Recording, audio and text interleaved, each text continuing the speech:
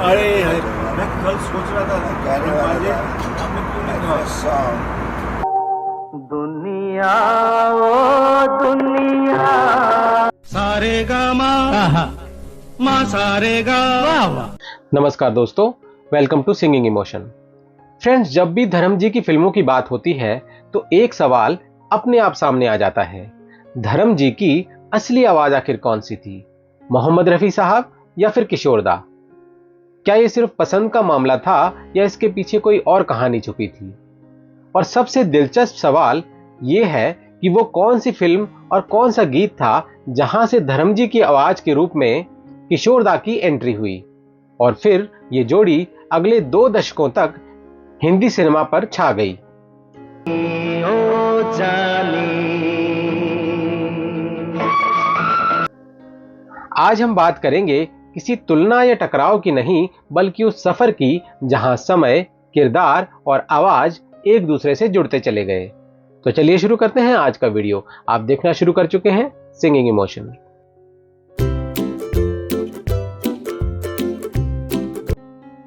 दोस्तों, 1960 के दशक में धर्म जी की पहचान ज्यादातर मोहम्मद रफी साहब की आवाज से जुड़ी रही।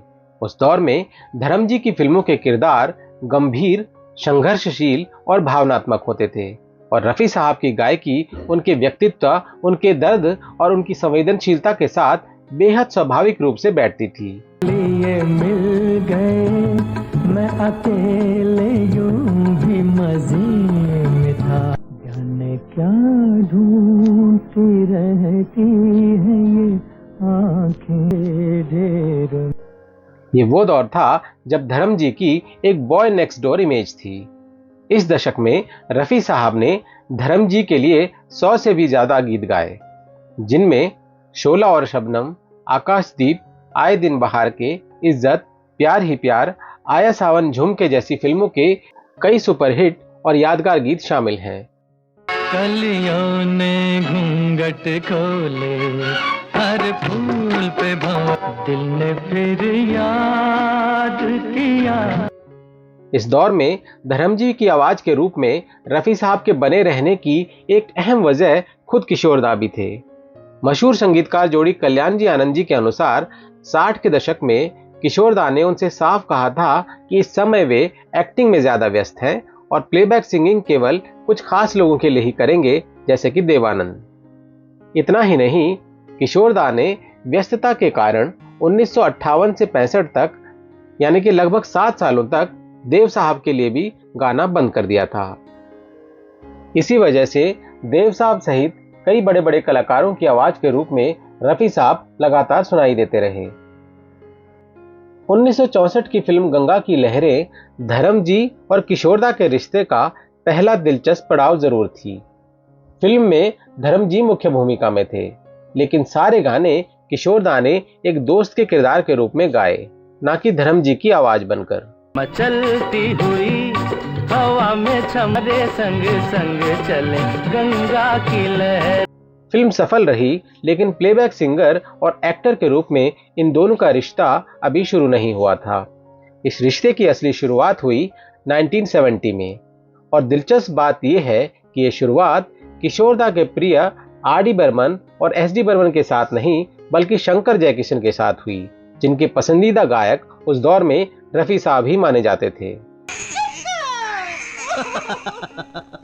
मुन्ने की अम्मा, ये तो बता क्या?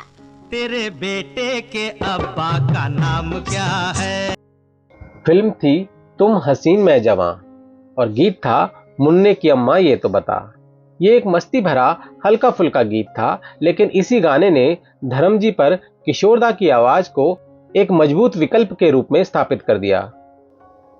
यहीं से धर्म जी और किशोर दा की प्लेबैक एक्टर एसोसिएशन वास्तव में शुरू होती है। इसके तुरंत बाद आई फिल्म नया जमाना और यहीं से यह रिश्ता एक नई गहराई हासिल करता गया। दुनिया ओ दुनिया तेरा जवाब नहीं, एस डी बर्मन का संगीत, आनंद बख्शी के तीखे बोल और किशोर दा की दिल छू लेने वाली आवाज ने धर्म जी के भीतर के आक्रोश और संवेदना को एक साथ सामने रखा। दुनिया ओ दुनिया तेरा जवाब नहीं। ये धर्मजी के लिए किशोरदा का पहला पूरी तरह असरदार और गंभीर सोलो सॉन्ग माना जाता है। दोस्तों 70 का दशक धर्मजी के लिए सिर्फ बदलाव का दौर नहीं था, बल्कि उनकी ही मैन इमेज के उभार का समय भी था। चौड़े कंधे, दमदार व्यक्तित्व, भीतर दबा हुआ गुस्सा और बाहर से शांत रोमांस, इस नई छवि को जिस आवाज ने सबसे बेहतर ढंग से उभारा वो थी किशोरदा की आवाज। किशोरदा की गायकी में एक अलग तरह की रिबेलियन और अंदरूनी बेचैनी थी, जो 70 के दशक में धर्मजी के किरदारों पर बिल्कुल सटीक बैठती थी। बेवफा हरगिज न थे पर हम वफा, जाने जाना जाओ कल फिर आना। इसके बाद लगभग हर बड़ा संगीतकार धर्मजी को किशोरदा की आवाज में देखना चाहता था। आर.डी. बर्मन के साथ सुपरहिट गीत जैसे काली पलक तेरी गोरी, मैंने देखा एक सपना और फिर ये दोस्ती हम नहीं तोड़ेंगे, जो दोस्ती का सबसे बड़ा एंथम बन गया। ये गीत धर्मजी की ही मैन इमेज और किशोरदा की आवाज के मेल का सबसे बड़ा उदाहरण माना जाता है। एक चोर के घर करने चली है चोरी, दोस्ती हम नहीं तोड़ेंगे। ब्लैकमेल मूवी इस पेयरिंग का रोमांटिक पीक मानी जाती है। पल पल दिल के पास तुम रहती हो। पल पल दिल के पास और मिले दो बदन जैसे गीतों में धर्मजी की बॉडी लैंग्वेज और किशोरदा की आवाज पूरी तरह से एक दूसरे में घुल जाती है। यही वजह है कि धर्मजी ने अपने पोते की फिल्म का नाम भी पल पल दिल, दाल रोटी थोड़ी में मौज मनाओ, दाल रोटी खाओ, प्रभु के भी तो मिलेगी, आज नहीं तो कल देंगे। दोस्तों धर्मजी ने हमेशा खुले दिल से मोहम्मद रफी साहब के लिए अपना प्रेम और सम्मान स्वीकार किया। ये स्वाभाविक भी था, क्योंकि उनके शुरुआती वर्षों में रफी साहब ही उनकी आवाज बने और इन गीतों ने धर्मजी को पहचान दिलाने में बड़ी भूमिका निभाई। ठीक उसी तरह जैसे युवा देवानंद और किशोरदा के बीच शुरुआती दौर में एक खूबसूरत संगीतमय रिश्ता बना था। दर्द हमारा कोई न जाने। दोस्तों असल सच्चाई ये है कि ये कहानी कभी रफी बनाम किशोर थी ही नहीं। 60 के दशक में धर्मजी की गंभीर, संघर्षशील और बॉय नेक्स्ट डोर इमेज के लिए रफी साहब की आवाज उपयुक्त थी, जबकि 70 के दशक में धर्मजी हिंदी सिनेमा के ही मैन बनकर उभरे, तब किशोरदा की आवाज उनकी ताकत, उनके रोमांस और उनके भीतर की बेचैनी की सबसे सटीक अभिव्यक्ति बन गई। दिल के पास आपके लिए रहे हैं और हम बेवफा हरगिज न थे, रफ्ता रफ्ता गाने, समाधि पे उनके गाने, जाना आओ कल फिर आना, खाना what songs, what a, this is a moment to cherish with this man. First song किशोरदा के ज़्यादा दुनिया और दुनिया अरे का जवाब। मैं कल सोच रहा था कहने वाला था, हमने क्यों नहीं कहा first song lovely song. Pramod Chakraborty ji का फिल्म नया ज़माना। सर दुनिया ओ दुनिया तेरा जवाब नहीं, तेरी जवाबों का बस कोई हिसाब नहीं, दुनिया ओ दुनिया। आया था बाबा ने एस.डी. बर्मन।